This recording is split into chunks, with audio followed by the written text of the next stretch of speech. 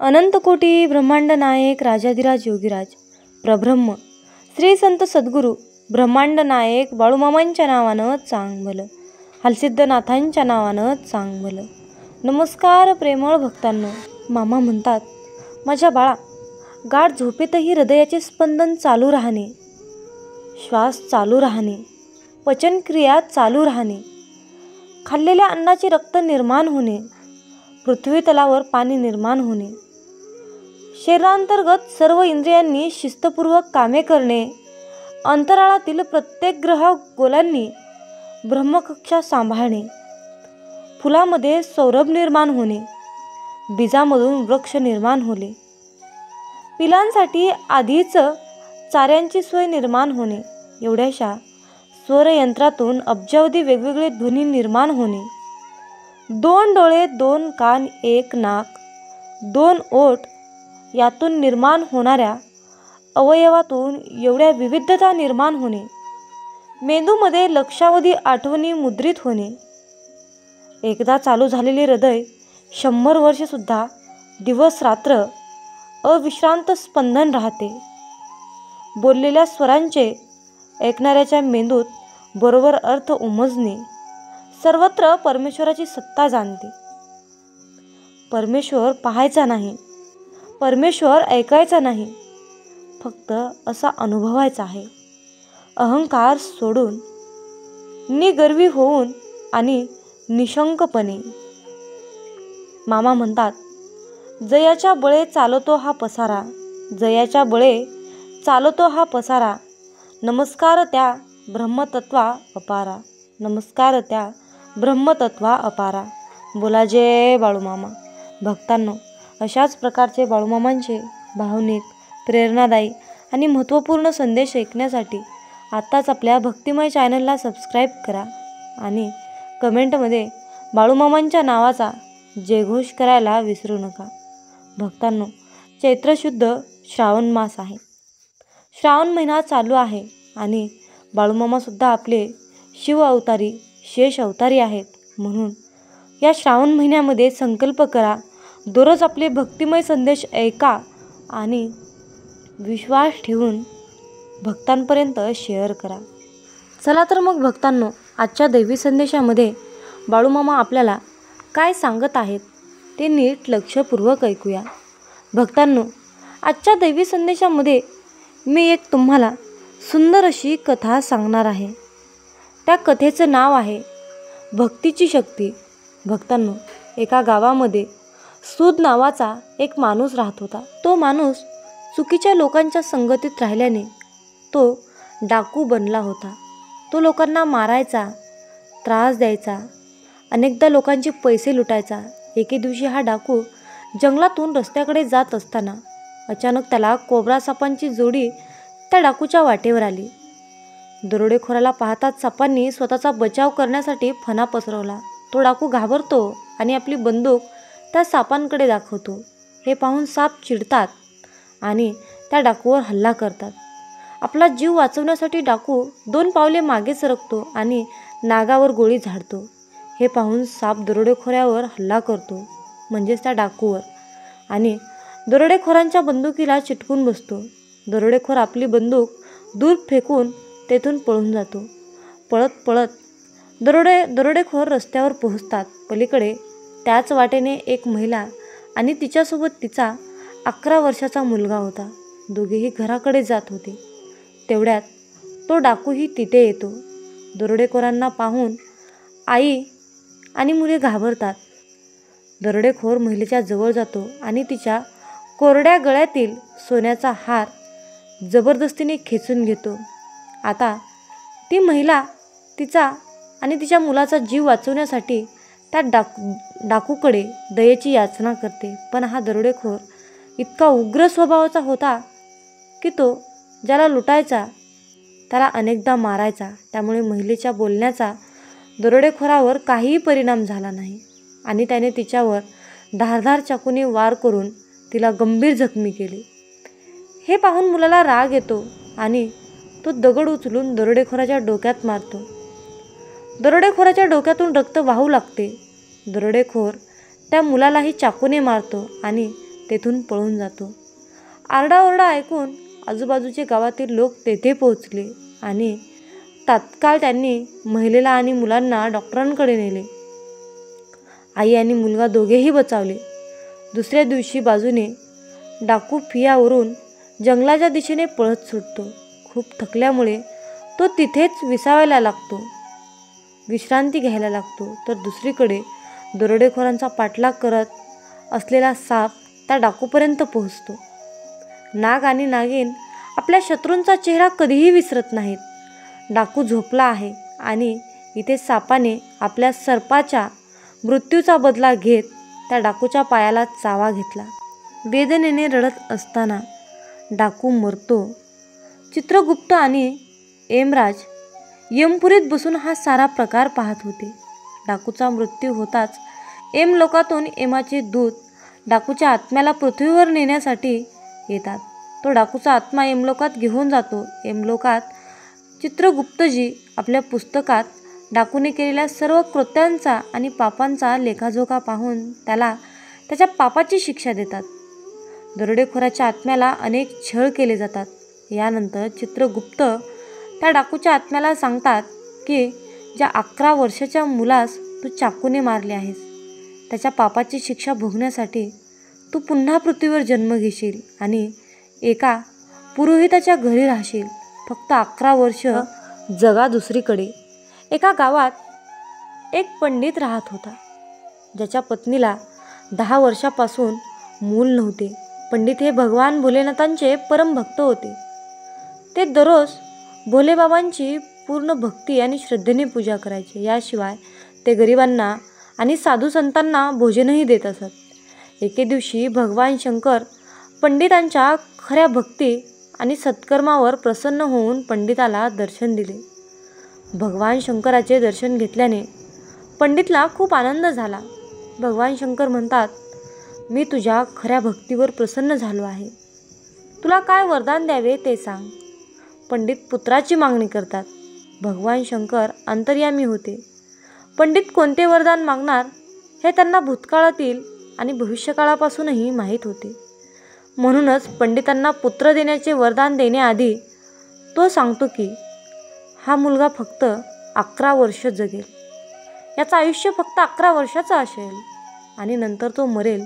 हे कळूनही पंडित काहीच बोलत नाहीत, कारण देव आपल्याला आपल्या भक्तीशी कधीच अनन्यसाधारण राहू देणार नाही, असा त्यांच्या भक्तीवर पूर्ण विश्वास असल्याने पंडित पुत्रप्राप्तीचे वरदान मागतात. पुत्राचे वरदान देऊन भगवान शंकर तिथून अदृश्य होतात. पुढच्या 9 महिन्यांनी पंडिताच्या घरी मुलगा झाला. इथे पंडित 11 वर्षापेक्षा जास्त जगणार नाही हे जाणून देखील आनंदी आहेत. पंडित हे घरातील कोणाला सांगत नाहीत. हा तोच डाकू आहे ज्याने एका 11 वर्षाच्या मुलाची चाकूने हत्या केली आणि आता पंडिताच्या घरी जन्माला आलेला तो फक्त 11 वर्ष जगेल. येथे पंडित आपल्या मुलाला धर्म, कर्म, पूजा, भक्ती या सर्व शिकवणी देतात. पंडित आपल्या मुलाचे नाव शंकर ठेवतात. काही वेळात दिवस निघून गेले. शंकराला 11 वर्ष पूर्ण व्हायला फक्त 1 महिना उरला होता. पंडित शंकराच्या मामाला ताबडतोब घरी बोलावतात आणि भरपूर पैसे देऊन काशीला जाण्यास सांगतात. पंडित पैसे देतात आणि म्हणतात की 28 दिवस शंकराच्या हाताने यज्ञ करावा, ऋषीमुनींना पूर्ण भक्तिभावाने भोजन द्यावे आणि 28 दिवस रोज सकाळी महामृत्युंजय मंत्राचा जप करून भगवान शंकराची पूजा करावी, पद्धत करावी लागेल. दुसऱ्याच दिवशी मामा आणि शंकर पैसे घेऊन काशीला निघून जातात. काशीला पोहोचताच मामा आणि शंकर पंडितांनी सांगितल्याप्रमाणे सर्व करू लागतात. 28व्या दिवशी शंकराची प्रकृती अचानक बिघडली. शंकराचे मामा शंकरला विश्रांतीसाठी आत पाठवतात. जेव्हा शंकरचे मामा सर्व संतांना खाऊ घालून संध्याकाळी शंकराकडे परततात तेव्हा शंकर मेला होता. ते पाहून शंकराचे मामा जोरजोरात रडू लागले. दरम्यान यमलोकाचे दूत शंकराच्या आत्म्यासह यमलोकात पोहोचतात. यमलोकात चित्रगुप्ताने शंकराच्या पापांचा आणि पुण्यांचा लेखाजोखा उघडताच तो चकित होतो आणि मोठ्यानं म्हणतो, अशक्य, अद्भुत, हे 2 शब्द बोलताच चित्रगुप्त काही वेळ गप्प राहिला. त्यानंतर काही वेळाने चित्रगुप्त मोठ्या आवाजात यमदूतांना शंकराचा आत्मा शंकराच्या शरीरात टाकण्याची आज्ञा देतो. यमदूतांनी शंकराला त्याच्या शरीरात परत ठेवले आणि शंकर पुन्हा जिवंत झाला. अचानक शंकराच्या अंगात हालचाल झाल्याचा हा चमत्कार पाहून शंकराच्या मामांच्या आनंदाला पारावार उरला नाही. तेथे यमलोकात यमराज चित्रगुप्ताला याबाबत प्रश्न विचारतात. हे कसे घडले? तेव्हा चित्रगुप्त सांगतात, मी पुस्तक उघडले तेव्हा शंकराने केलेले सत्कर्म, भगवान शिवाची पूजा आणि हवनसारखे शुभ आणि भक्तीचे सामर्थ्य, शंकराच्या कुंडलीत मागील जन्माच्या पापामुळे मृत्यूचा योग तयार झाला होता. तो योग संपला. यामध्ये शंकराच्या सद्गुणांचा हिशोब सर्वाधिक होता. त्यामुळे शंकराचे वय 90 वर्ष झाले होते. यामुळे मला सृष्टीच्या नियमांचे पालन करून शंकराचा आत्मा शंकराच्या शरीरात परत पाठवावा लागला.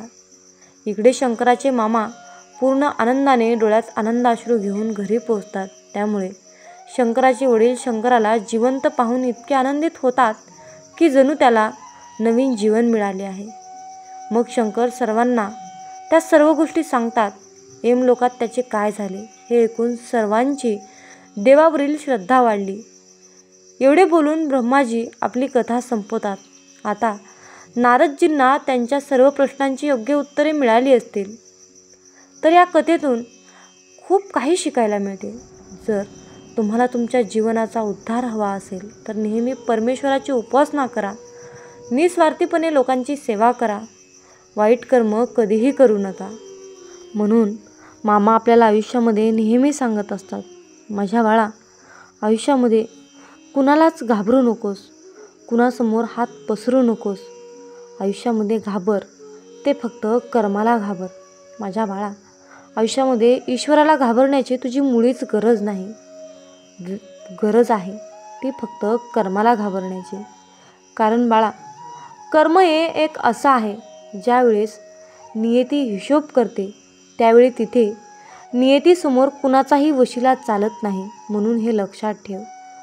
या ब्रह्मांडाचा सेवेकरी असला तरी नियतीच्या समोर ब्रह्मांडाचा काहीही खेळ चालत नाही.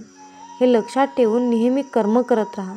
कारण तुझ्या आयुष्यातील तुझे जे काही चांगले किंवा वाईट कर्म असतील, माझ्या बाळा, जर तू चांगले कर्म केले तर त्या तुझ्या कर्माचे फळ तुला उशिरा का होईना नक्कीच मिळत असते आहे. म्हणून त्या व्यक्तीमध्ये गुंतवून स्वतःचे नुकसान करून घेऊ नका. स्वतःचे स्वप्न मोठे ठेवा, ध्येय मोठे ठेवा आणि विचार देखील तसेच मोठे ठेवा. समजा एखाद्या व्यक्तीने तुमचा अपमान केला तर त्यांच्याबरोबर तक्रार करत बसू नका. त्यांच्याशी वाद घालत बसू नका. त्याला उत्तर द्या, पण तुम्ही स्वतःला जास्त सिद्ध करून न बोलता त्याला शांत करा. काही लोकांचे विचारातच अतिशय खालच्या थराचे असतात. अशा हलक्या विचारांच्या लोकांशी कधीच वाद घालू नका किंवा तक्रार करू नका. आपले विचार देखील आपण हलके करायचे नाही. थर्ड क्लास लोकांच्या नादी लागून आपण देखील थर्ड क्लास बनत असतो. त्यामुळे अशा लोकांशी कधीही वादविवाद करण्याच्या नादी लागू नका. माझ्या बाळा, सर्वांच्या नजरेत चांगले राहण्यासाठी काहीच गरज नाही. त्रिकालवादी सध्या तर हेच आहे की तुम्ही स्वतःला दुसऱ्यांच्या नजरेत चांगले बनवायला गेलात तर जगातील सर्वात दुःखी व्यक्ती तुम्ही स्वतः असाल हे लक्षात ठेवा. कारण आपण कसे जरी वागलो तरी समोरचा व्यक्ती त्याच्या मर्जीनेच आपल्याविषयी मत बनवत असतो. व्यक्तीचा स्वभाव वेगळा असतो. प्रत्येक व्यक्तीकडून आपापल्या अपेक्षा वेगवेगळ्या असतात. मग तुम्ही काय प्रत्येक व्यक्तीच्या स्वभावानुसार अपेक्षेनुसार स्वतःला बदलणार आहात का? स्वतःचे आयुष्य म्हणजे खेळण्यातील बाहुला करणार आहात का? कोण तुम्हाला मूर्ख उमट म्हणेल, कोण तुम्हाला शहाणा म्हणेल, कोण तुम्हाला भोळा म्हणेल, तुम्हाला चालक म्हणेल. मग तुम्ही हे ऐकून कधी मूर्ख तर कधी शहाणे होणार आहात का? जग काही म्हणेल, पण तुम्ही कसे आहात ते तुम्हीच ठरवायचे आहे. जगाला खुश ठेवण्याच्या सवयीमुळे तुम्ही कधी स्वतःला विसरून बसाल. स्वतःचे अस्तित्वच अंधारात ढकलाल. ते तुम्हालाच कळणार नाही. काही लोकांना तुम्ही असल्याचा त्रास होईल, काही लोकांना नसल्याचा त्रास होईल. काही लोकांना तुमच्या यशाचा त्रास होईल, काही लोकांना तुमच्या बोलण्याचा त्रास होईल. होऊ द्या. त्यांना त्रास होत आहे म्हणून तुम्ही काय स्वतःला विसरणार आहात का? आपण त्यांच्याकडून चांगले वागण्याच्या अपेक्षा करणे हे चुकीचे आहे, कारण आपण अशा लोकांशी नातं निभावत असतो जे की ते लोक लायकीचेच नसतात. आपण त्यांच्याकडून अपेक्षा करणे सर्वात मोठी चूक असते. समोरच्या व्यक्तीकडून आपल्या अपेक्षा पूर्ण नाही झाल्या तर आपण स्वतःला दोषी ठरवायचे नाही, तर स्वतःला आनंदी आणि समाधानी आणि आयुष्यात सिद्ध करून यशस्वी व्हायचं असेल तर सर्वात आधी सोडून द्या अपेक्षा करणे. मामा म्हणतात, माझ्या बाळा, आयुष्यामध्ये कधीच भोळे राहू नका, हुशार बना. स्वभाव चांगला असणे, समोरच्याला समजून घेणे, संयमी असणे अतिशय चांगली गोष्ट आहे, पण या गोष्टी प्रमाणाबाहेर आपल्या स्वभावात असल्या तर समोरची व्यक्ती आपला फायदा घेऊ शकते. या कलियुगामध्ये अतिशय चांगले भोळे असून फायदा, कारण अलीकडे लोक त्या लायकीचेच नाहीत. प्रत्येक वेळेला आपण नातं टिकवण्यासाठी शांत बसतो, समोरच्या व्यक्तीचा स्वभाव जपण्याचा प्रयत्न करत असतो. प्रत्येक वेळेला आपण स्वतःमध्ये बदल करून समोरच्या व्यक्तीला समजून घेत असू तर समोरचा व्यक्ती तुम्हाला कमकुवत समजायला वेळ लावणार नाही. अशा या भोळ्या विचारामुळे लोक तुम्हाला लास्ट स्टेजला त्रास देऊ शकतात आणि ज्या वेळेला तुमचा संयम सुटतो आणि तुम्ही त्रास देणाऱ्या व्यक्तीला उत्तर द्यायला लागतात त्यावेळेला तुम्हाला उर्मटमधून सिद्ध केले जाते. जो तुमच्या भावनेचा कदर करतो, जो तुमच्या प्रत्येक शब्दाला किंमत देतो, जो तुम्हाला समजून घेतो त्याला तुम्ही नक्कीच किंमत द्या, त्याला समजून घ्या. पण ज्या लोकांना तुमची कदर नाही त्या लोकांसमोर झुकण्याची काहीच गरज नाही. प्रत्येक वेळा तुम्हीच झुकायला गेलात तर लोक तुम्हाला झिरो समजतील आणि व्हॅल्यू देणार नाही, त्याचबरोबर तुमचा फायदा देखील घेतील. म्हणून अशा लोकांच्या मागे पुढे करण्याची काहीच गरज नाही. स्वतःचा स्वभाव भोळसर नसावा. अलीकडच्या काळामध्ये भोळे नाही तर हुशार बना, तरच तुमचा निभाव लागू शकतो, नाही तर नाही. प्रत्येक प्रश्नाचे उत्तर देऊ नका. अरे बाळा, प्रत्येक वेळेला प्रत्येकाच्या प्रश्नाचे उत्तर देण्याची काहीच गरज नाही. आपण कोणाच्याही प्रश्नामध्ये बांधील नाही. आपण स्वतःच्या मनाचे राजे असले पाहिजे. कधीतरी काही लोकांच्या गोष्टी किंवा प्रश्न ऐकून सोडून द्या, शांत राहा. तुमची शांतता त्यांच्या प्रश्नाचे बरोबर उत्तर असेल. काही लोक तुमच्या प्रत्येक गोष्टींवर प्रश्न निर्माण करतील. तुमच्या कामावर, तुमच्या बोलण्यावर, वागण्यावर, तुमच्या स्वप्नांवर, प्रत्येक गोष्टींवर प्रश्न तयार करतील आणि तुम्हाला कोड्यात टाकतील. म्हणून तुम्ही काय स्वतःला सिद्ध करण्यासाठी त्यांच्या प्रत्येक प्रश्नाचे उत्तर देत बसाल का? हा जर काही चांगले प्रश्नाचे उत्तर देत बसला तर त्याचे प्रश्न कधीही संपणार नाहीत. उलट तुमची एनर्जी वाया जाईल, वेळ वाया जाईल, तुमचा ब्रेन काम करण्यालायक राहणार नाही, तुमचे मन अस्वस्थ होईल. अशा व्यक्तींच्या निगेटिव्ह प्रश्नामुळे तुम्ही निगेटिव्ह विचार करायला लागाल, स्वतःला कमी समजायला लागाल. आयुष्याच्या प्रत्येक वळणावर वेगवेगळ्या स्वभावाचे लोक भेटतील. तर काही तुम्हाला त्रास देणारे असतील, तुम्हाला काही मागे खेचणारे असतील, काही तुमचा अपमान करतील. पण अशा लोकांना हँडल कसे करायचे ते शिका. त्यांच्या कोणत्याही गोष्टीला लगेच रिॲक्ट करू नका, शांत राहा. कारण तिरस्काराने भरलेल्या प्रश्नाचे उत्तर तुम्ही तिरस्कारानेच दिलं तर तुमच्यातच फरक काय? प्रत्येकाला उत्तर देत बसण्यापेक्षा स्वतःला काही सिद्ध करायचं असेल याकडे लक्ष द्या. तुम्हाला शांततेत यशस्वी झालेले पाहून प्रश्न विचारणाऱ्या लोकांना आपोआप उत्तर मिळेल. मामा म्हणतात, माझ्या बाळा, आयुष्यामध्ये प्रत्येक गोष्टीवर विश्वास ठेवू नका. समोरच्या व्यक्तीची बोलण्याची प्रत्येक गोष्ट खरी असते असं नाही. समोर दिसणारा व्यक्ती कितीही चांगलं बोलत असला तरीही त्याच्या मनात आपल्याविषयी चांगलंच आहे असं होत नाही. अलीकडच्या काळामध्ये माणसं तोंडावर एक बोलतात आणि पाठीमागे एक बोलतात. आपल्याशी वागायचं एक आणि मनात उद्देश असतो एक. आपल्या पुढे गेलेल्या लोकांना पाहवत नाही. ते आपल्याला मागे खेचण्यासाठी आपल्याशी चांगलं वागण्याचा मुखवटा घालत असतात. त्यामुळे प्रत्येकावर विश्वास ठेवून आपली फसवणूक आपण करून घ्यायची नाही. प्रत्येक माणसाच्या बोलण्याची पद्धत ओळखायला शिकली पाहिजे. काही लोक तर इतकी स्वार्थी असतात की त्यांचा स्वार्थ साधेपर्यंत असते आपल्याशी खूप चांगलं वागतात, आपल्या मनात शिरतात, आपल्याला खूप चांगल्या चांगल्या गोष्टी शिकवतात, सांगतात आणि त्यांचे आपल्याकडून काम झाले, मतलब निघाला की आपल्यापासून दूर निघून जातात. आपल्याला ओळखायला सुद्धा तयार होत नाहीत. मुखवटा घातलेली लोक ओळखायला शिका. काही लोक आपल्याशी चांगलं बोलत असतात, आपल्या चांगल्याच गोष्टी आपल्याला सांगत असतात, कारण त्यांना आपल्याला गोड बोलून शिक्षा द्यायची असते. या लोकांना फक्त आपले नुकसानच झालेले बघायचे असते, त्यामुळे ते लोक चांगलं वागण्याचा दिखावा करत असतात. तर जी लोक फक्त गोड बोलतात ती लोक आपले कधीही शुभचिंतक होऊ शकत नाहीत. खरं तर जी लोक आपल्याला आपल्या चुका समजून सांगतात ती लोक आपले शुभचिंतक असतात, हे समजून घेण्याची गरज आहे. त्यामुळे समोरच्या व्यक्तीवर विश्वास ठेवण्या अगोदर स्वतःच्या मनाला पटतंय का ते बघा. समोरच्याचा विश्वास मिळवणे आणि समोरच्यावर विश्वास ठेवणे या दोन्ही गोष्टी माणसाला योग्य मार्गाने जमल्या पाहिजे. माझ्या बाळा, जीवन जगत असताना हाल होतील रे, पण हार कधीच होणार नाही. फक्त माझ्यावर विश्वास ठेवून चल. चिखलात पाय फसले तर नळाजवळ जावे, पण नळाला पाहून चिखलात जाऊ नये.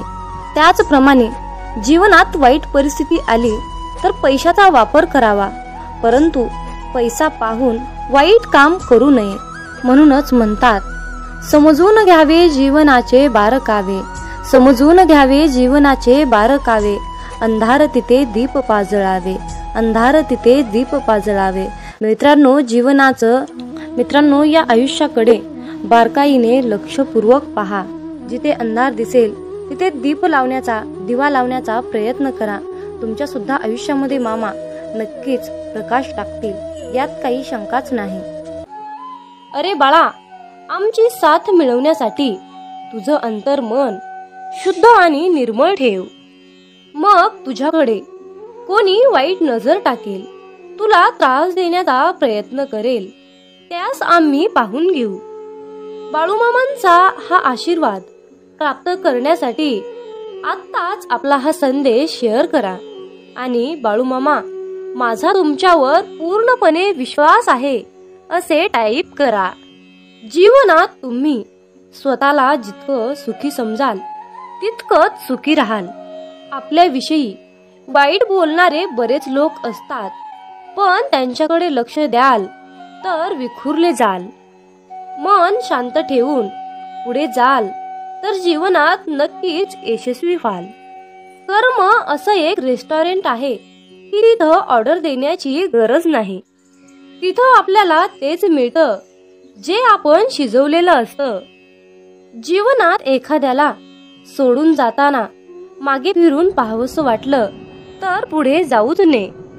प्रत्येक वस्तूची किंमत वेळ आल्यावरच होत असते, कारण वातावरणात फुकट मिळणारा ऑक्सिजन हा दवाखान्यात खूप महाग विकला जातो. दुसऱ्यापेक्षा आपल्याला यश उशिरा मिळत असेल तर निराश होऊ नका.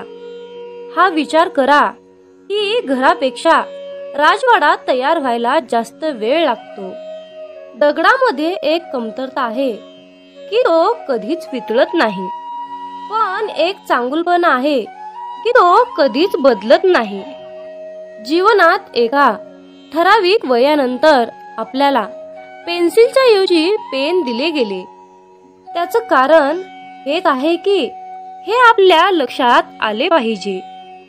जसं जसं आपण मोठे होत जातो तसं तसं आपल्या चुका खोडल्या जात नाहीत. तुम्ही सहमत असाल तर आत्ताच आपल्या व्हिडिओला लाईक करा आणि चॅनलला सबस्क्राईब करा. तुमच्यासाठी नशिबाचे योग्य ते द्वार उघडले जाईल. वाक्य छोटं आहे पण तितकंच खरं आहे. जग धोका देऊन हुशार झालं आणि आपण विश्वास ठेवून मूर्ख झालो. जीवनात काही जखमा अशा असतात की त्या दिसत नाहीत, कोणाला दाखवताही येत नाहीत, पण त्या सतत टोचत राहतात. जीवनात समोरच्याला माफ करता येतं, त्याचे अपराध विसरता येतात, पण त्यांच्यात पुन्हा एकदा मन गुंतून राहता येत नाही. स्वतःचं मन शांत करता आलं की सगळे गोंधळ आपोआप शांत होतात. मामा म्हणतात, माझ्या बाळा, एक गोष्ट नेहमी लक्षात ठेव, अपेक्षा हीच दुःखाचं सर्वात मोठं कारण आहे. जीवनात मानवी स्वभाव ओळखणं खूप अवघड आहे, कारण माणूस हा वेळेनुसार बदलतो. जेव्हा एक व्यक्ती दुसऱ्या व्यक्तीवर प्रेम करते तेव्हा ती म्हणते की मी तुझ्यासाठी जीव द्यायला सुद्धा तयार आहे. पण जशी वेळ बदलते तेव्हा तीच व्यक्ती म्हणते की मी तुझा जीव घेईन. त्यामुळे लक्षात ठेवा की सर्व काही बदलणार आहे आणि बदल ही एक शाश्वत गोष्ट आहे. मामा सांगतात, जीवनात ज्या ठिकाणी आपल्याला सर्वात शेवटी आमंत्रित केलं जातं त्या ठिकाणी कधी जायचं नाही, कारण तुम्हाला तिथे बोलवण्याची कुणाचीच इच्छा नसते. त्यांनी तुम्हाला केवळ उपचार म्हणून बोलाविलं असतं. अशा ठिकाणी जाऊन स्वतःचं महत्त्व कमी करून घेऊ नका. जोपर्यंत एखादी गोष्ट स्वतःहून कोणीच आपल्याला सांगत नाही तोपर्यंत ती गोष्ट विचारू नका. जर का तुम्ही एखाद्या व्यक्तीसाठी महत्त्वाचे असाल तर ती व्यक्ती तुम्हाला सर्व काही स्वतःहून सांगेल. आयुष्य बदलण्यासाठी सर्वांनाच वेळ मिळतो, पण वेळ बदलण्यासाठी परत आयुष्य कुणालाच मिळत नाही. म्हणून बाळा, ही एक गोष्ट नेहमी लक्षात ठेव.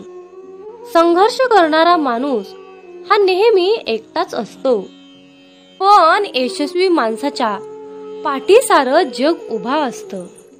त्यामुळे संघर्षाच्या वेळी जर तुम्ही एकटे असाल तर अजिबात वाईट वाटून घेऊ नका, कारण लक्षात ठेवा, संघर्ष हा नेहमी एकट्यानेच करायचा असतो. मामा म्हणतात, माझ्या बाळा, बदल हा एक जीवनाचा भाग आहे. जर का तुला या जीवनात यशस्वी व्हायचं असेल तर त्याचा स्वीकार करणं गरजेचं आहे. जर का तुम्ही बदलाला विरोध करत असाल तर तुम्ही अशी संधी गमावू नका, ज्या तुम्हाला वाढण्यास आणि तुमचे ध्येय साधण्यास मदत करू शकतात. जीवनात बदल स्वीकारा आणि नवीन अनुभवासाठी खुले व्हा. मित्रांनो, रडू तर खूप येत होतं, डोळ्यात पाणी दिसत नव्हतं, चेहरा तर कोरडा होता, मन मात्र भिजलं होतं. कारण डोळे पाहणारे सगळे असतात, पण मनातील जाणणारे फक्त आपले ब्रह्मांड नायक बाळूमामा असतात. मित्रांनो, बाळूमामा म्हणजेच नुसतेच संत नाही, तर ते ब्रह्मांडाचे मालक आहेत, ब्रह्मांड नायक आहेत, या त्रिलोक्याचे स्वामी आहेत. या ब्रह्मांडाकडे या सर्व पृथ्वीचा सारे भार आणि कारभार आहे. जे काही करत आहेत ते आपले ब्रह्मांड नायक बाळूमामा करत आहेत. मित्रांनो, बाळूमामा म्हणजे पंचमहाभूतावर राज्य करतात. पंचमहाभूत म्हणजे आकाश, जल, अग्नी, वायू, पृथ्वी या पंचमहाभूतावर मामा राज्य करतात. मामांच्या आज्ञेशिवाय झाडाचं पान सुद्धा हलत नाही, हे निश्चित आहे. इतकी मामांमध्ये ताकद आहे, इतकी मामांची प्रचंड आघात शक्ती आहे, आणि या शक्तीची, या ब्रह्मांडाची सेवा करण्याचे परम भाग्य आपल्याला मिळाले आहे. त्यामुळे आपण खूप नशीबवान आहोत. मित्रांनो, जीवनात एक गोष्ट लक्षात ठेवा, जेव्हा आपल्या हातून पटापट चांगले काम घडू लागतात, प्रत्येक कामामध्ये यश येते, तेव्हा मनाला समजून जा की ही किमया, ही लीला आपल्या मामांची आहे. आणि इतरांना त्रास झालेला पाहून जर तुमचं मन दुःखी होत असेल तर लक्षात ठेवा, आपले मन मामामय होत आहे, मामांच्या चिंतनात रमत आहे. आपला देह संपूर्ण आपण मामांच्या चरणी समर्पित केला आहे, असा मामा तुम्हाला संदेश देत आहेत. मित्रांनो, आयुष्यात सुख दुःख हे कालचक्र नेहमी फिरतच असतं. मामांची सेवा केली म्हणून आयुष्यामध्ये दुःख येणार नाही असं काही नाही बरं, पण आयुष्यामध्ये दुःख तर येतच, कारण आयुष्यामध्ये सुख येणं, दुःख येणं हा आपला प्रारब्धाचा भाग आहे. पण आपण मामांची सेवा केली म्हणून आयुष्यात दुःख येणार नाही असं काही नाही. तर मामांना साकडं घालत असताना मामांना असं साकडं घाला की बाळूमामा, या संकटातून बाहेर पडण्यासाठी मला शक्ती द्या, बळ द्या, आणि तुमचा आशीर्वादाचा हात सदैव माझ्या डोक्यावर राहू द्या. मी कसल्याही कितीही मोठ्या संकटातून सहजपणे बाहेर पडेन असा तुम्ही मामांनाच विश्वास दाखवा. कारण फक्त मित्रांनो, भोग हा भोगूनच संपवावा लागतो आणि तो आपलं प्रारब्ध आहे हे लक्षात ठेवा. आणि सर्वात महत्त्वाची गोष्ट म्हणजे तुमच्या आयुष्यामध्ये सुख आलं म्हणून मामांना विसरून जाऊ नका आणि दुःख आलं म्हणून निराश होऊ नका. आयुष्यामध्ये दुःख आलं तर पदोपदी मामांना साकडं घाला, पदोपदी मामांना हाक मारा.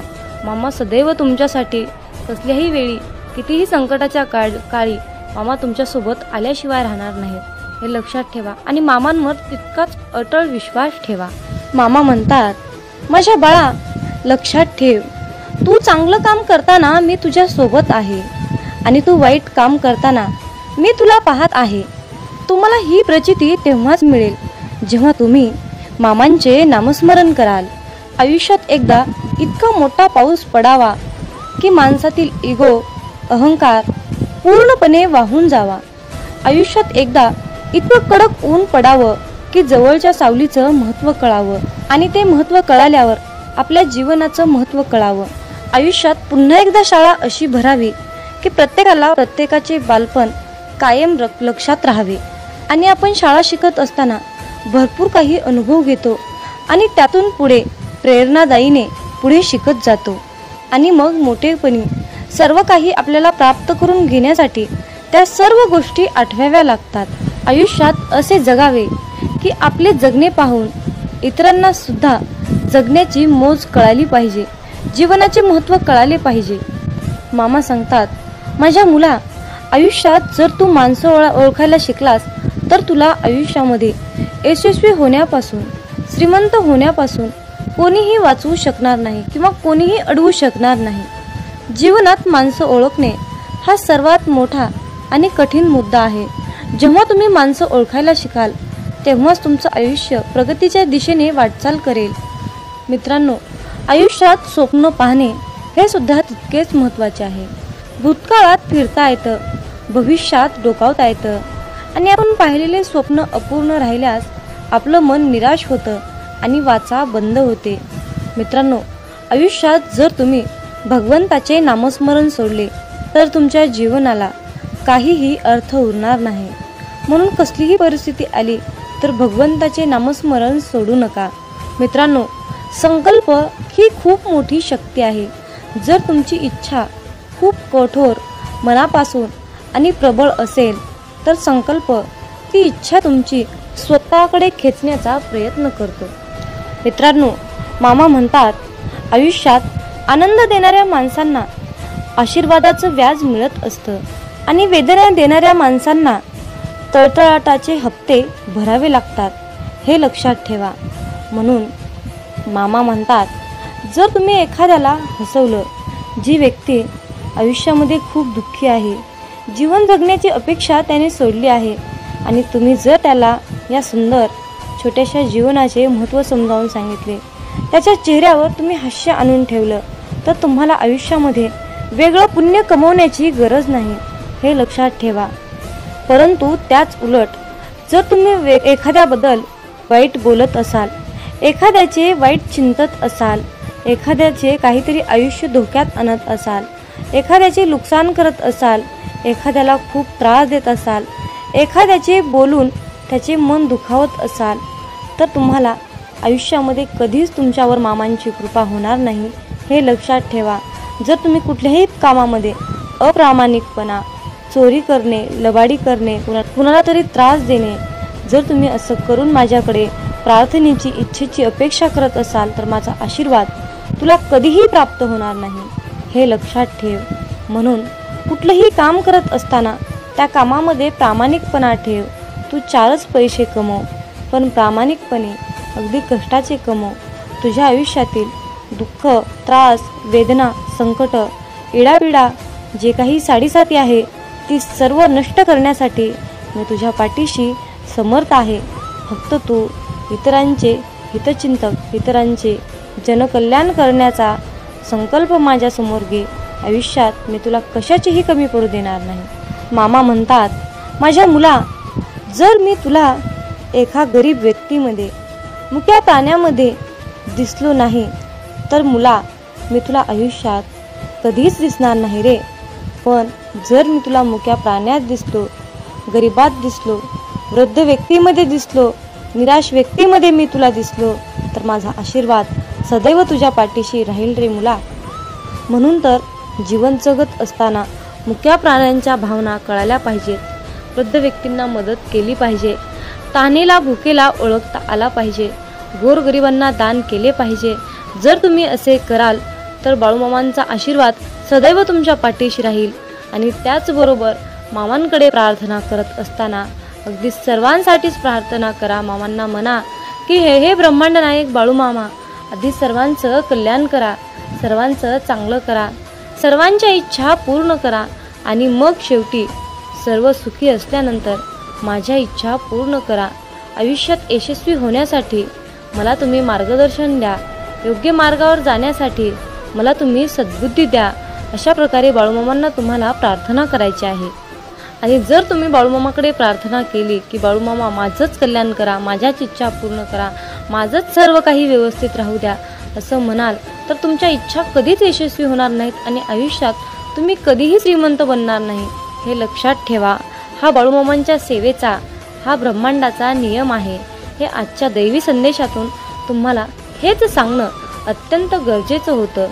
माझ्या मुला, आयुष्यात यशस्वी होण्यासाठी, चांगल्या मार्गाने जाण्यासाठी, संपत्ती, पैसा, आशीर्वाद प्राप्त होण्यासाठी आज माझा तुझ्यावर आशीर्वादाचा वर्षाव होत आहे. आजचा हा बाळूमामांचा संदेश शेवटपर्यंत ऐकल्याबद्दल धन्यवाद. मग बोला बोला बाळूमामांच्या नावानं चांग भलं.